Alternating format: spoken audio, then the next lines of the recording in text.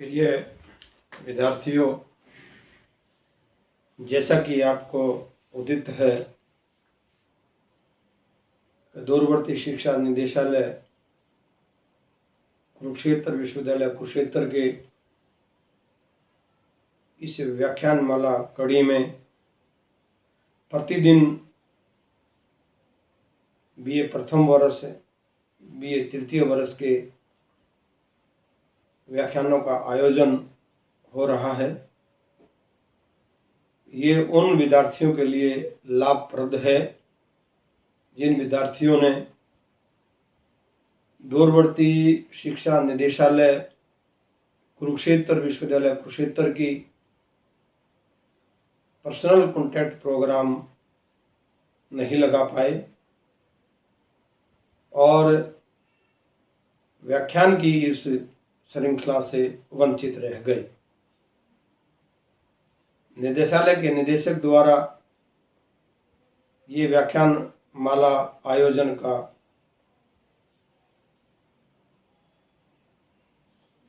आदेश हुआ और प्रतिदिन इस YouTube चैनल पर हिंदी की व्याख्यानमाला का आयोजन हो रहा है। आज बीए तृतीय वर्ष के उन छात्रों के लिए हिंदी के इस व्याख्यान में गरीबदास का जीवन परिचय की चर्चा करेंगे। निश्चित हरियाणवी लोक साहित्य में गरीबदास का नाम बड़े आदर के साथ लिया जाता है। हिंदी साहित्य के इतिहास की कड़ी में हरियाणवी लोक साहित्य बीए तृतीय वर्ष में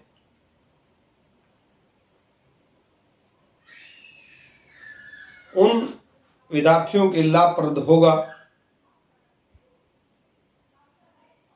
जो विद्यार्थी किसी कारण से विभाग नहीं पहुंच सके।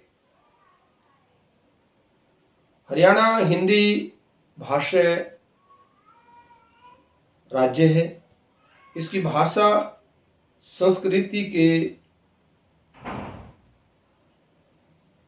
उत्स महाभारत काल के पूर्व तथा उससे भी पहले देखे जाते हैं।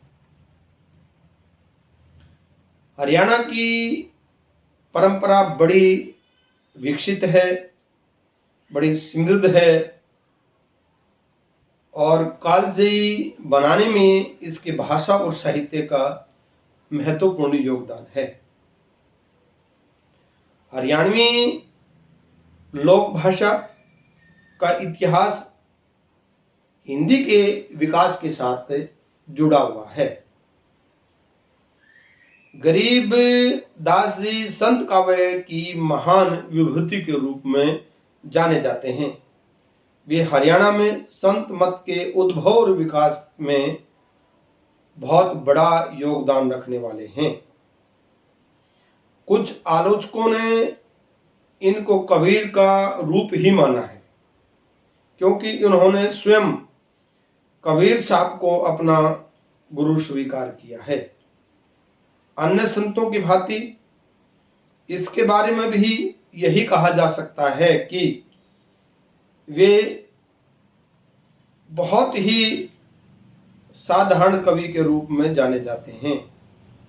अपने समय के एक समाज सुधारक के रूप में और सच्चे संत और भक्त के रूप में उनकी पहचान है।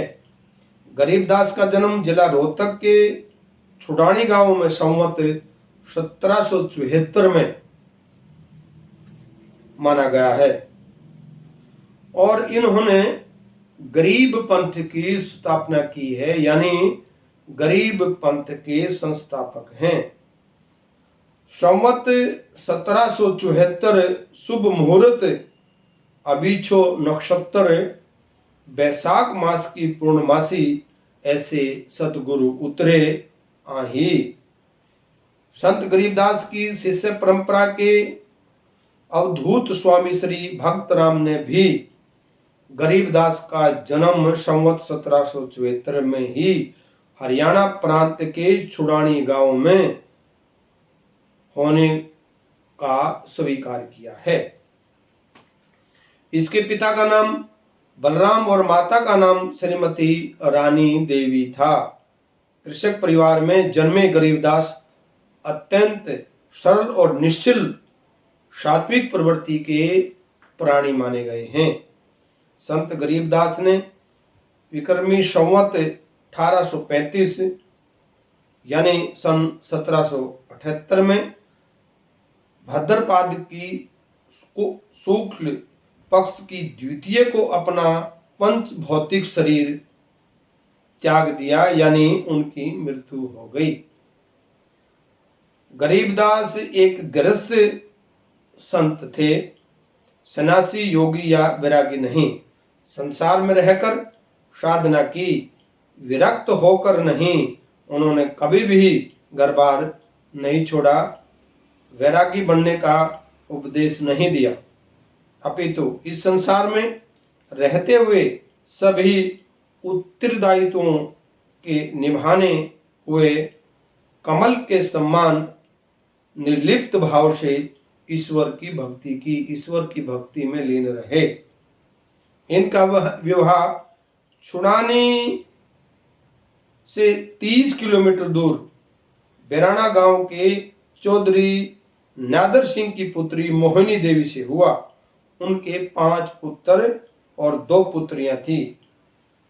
गरीबदास का साहित्यिक विशेषताएं, जिसमें गुरु की महिमा का गुणगान कैसे किया गया है।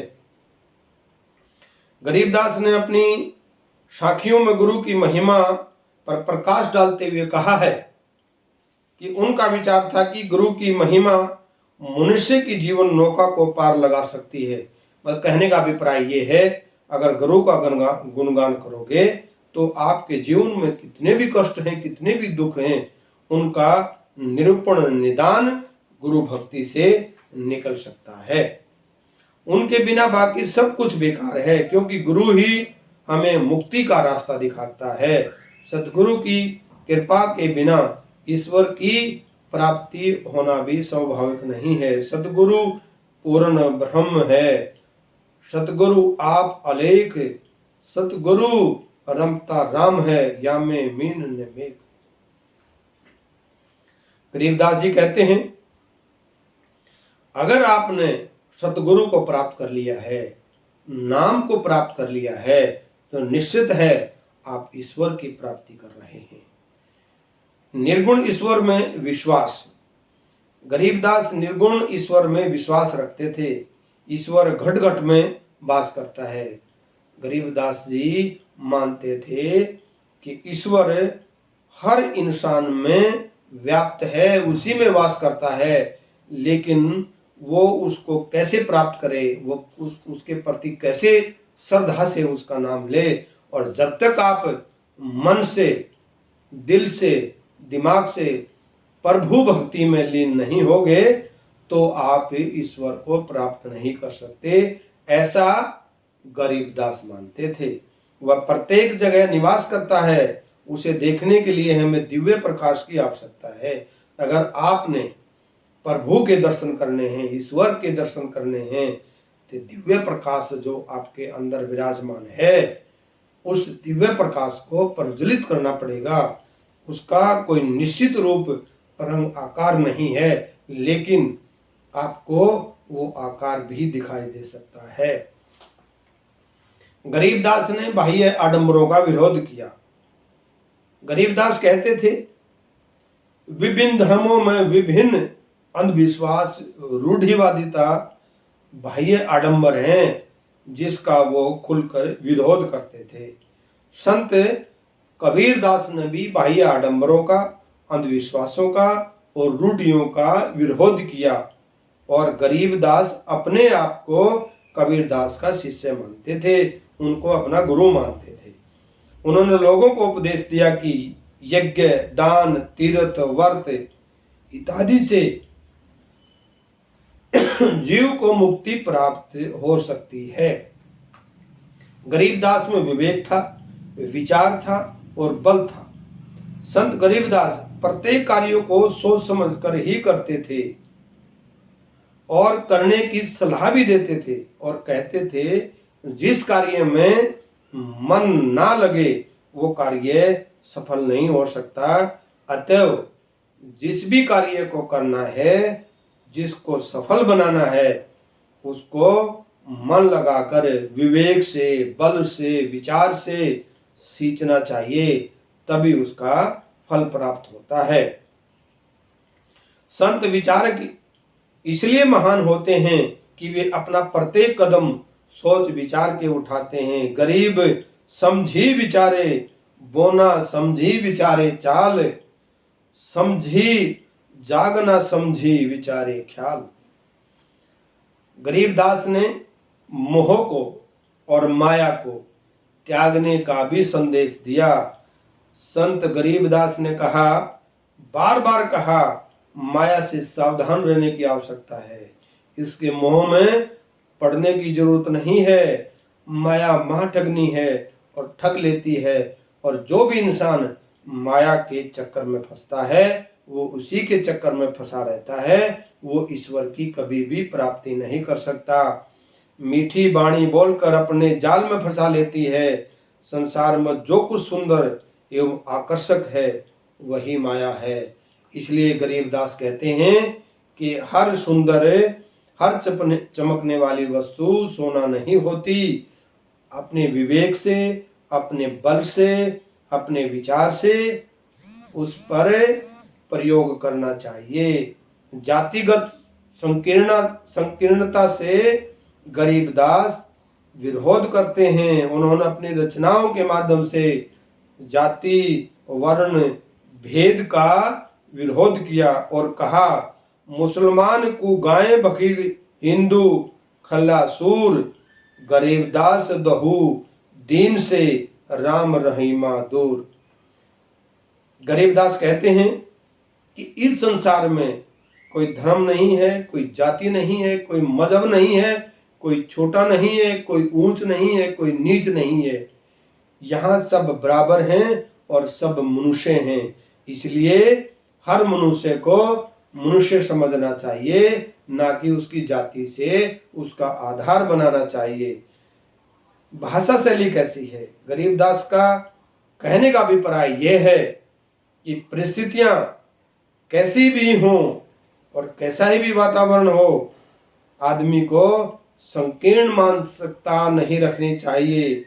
जहां मुगल कालीन संस्कृति का भानु अस्ताचल गगन रहा और एक नवीन साम्राज्य पनप रहा था, इसकी भाषा को भी अन्य संतों की भाषा की तरह मिश्रित भाषा कहा जा सकता है, क्योंकि इसमें खड़ी बोली, अहिरवाटी, हरियाणवी, अरबी, फारसी शब्दों का प्रयोग भी किया गया है। कहने का अभिप्राय ये है कि गरीबदास जाति से, धर्म से, निर्गुण ईश्वर में विश्वास, बाह्य आडंबरों का विरोध, विवेक विचार से माया का विरोध, इन सब चीजों का विरोध किया और कहा, अगर आपने ईश्वर की प्राप्ति करनी है तो जप करना पड़ेगा, उस पर विचार करना पड़ेगा, और सद्गति प्राप्ति करनी है तो सदगुरु के चरणों में जाना ही पड़ेगा। आज का विषय आपको कैसा लगा? निश्चित है इस पर आप अपनी प्रतिक्रिया जरूर देंगे और इस चैनल को सब्सक्राइब जरूर करेंगे, घंटी जरूर बजाएंगे। जो भी व्याख्यान इस पर डल रहे हैं, घंटी बजाने से ये सूचना आप तक पहुंच जाएगी। मैं डॉक्टर कामराज सिंधु, अध्यक्ष हिंदी विभाग, दूरवर्ती शिक्षा निदेशालय, कुरुक्षेत्र विश्वविद्यालय कुरुक्षेत्र से आपके साथ संवाद कर रहा हूं। आपका बहुत बहुत आभार, धन्यवाद। जय हिंद, जय भारत।